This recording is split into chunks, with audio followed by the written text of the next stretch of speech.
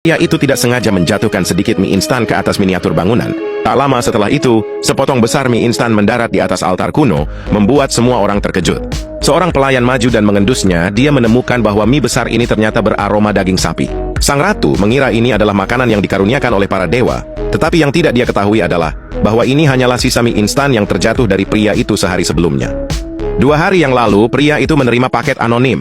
Ketika dibuka, ternyata isinya adalah sebuah miniatur bangunan dengan kota kuno di dalamnya. Pria itu sangat takjub, dia bahkan bisa melihat figur-figur kecil di dalam miniatur itu dengan jelas. Saat itu sang ratu sedang berdoa kepada para dewa karena negaranya dilanda kelaparan. Jika krisis ini tidak terselesaikan, dia akan terpaksa turun dari tahta. Pria itu tidak sengaja menjatuhkan sisa mie instan ke dalam kota tersebut. Sang ratu menganggapnya sebagai hadiah dari para dewa. Dia segera memasak mie itu dan membagikannya kepada semua orang. Penduduk belum pernah merasakan mie yang begitu lezat, dan akhirnya semua orang bisa mengisi perut mereka. Pria itu kemudian melemparkan semua mie instan di rumahnya ke dalam kota. Sang ratu sangat terkejut, berkat mie ini, semua orang berhasil bertahan dari kelaparan.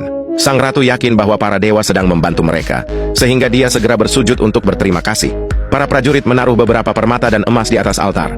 Seketika, semua harta itu menghilang dan muncul di tangan pria tersebut. Pria itu sangat senang, dia kini menjadi orang kaya. Keesokan harinya, pria itu mendengar suara-suara aneh dari dunia miniatur. Tiba-tiba dia kepeleset, sehingga kepalanya masuk ke miniatur itu. Kepalanya yang besar tiba-tiba muncul di langit, membuat semua orang terkejut. Mereka mengira itu adalah perwujudan dewa dan segera berlutut serta bersujud kepada si pria.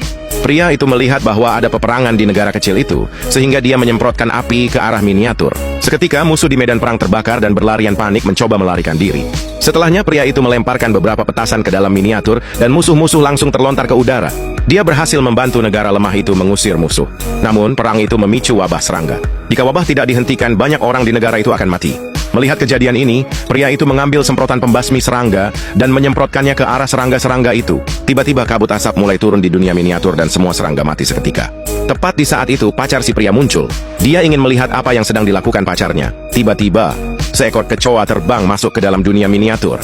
Di dunia itu, kecoa seperti monster raksasa, membuat semua orang ketakutan.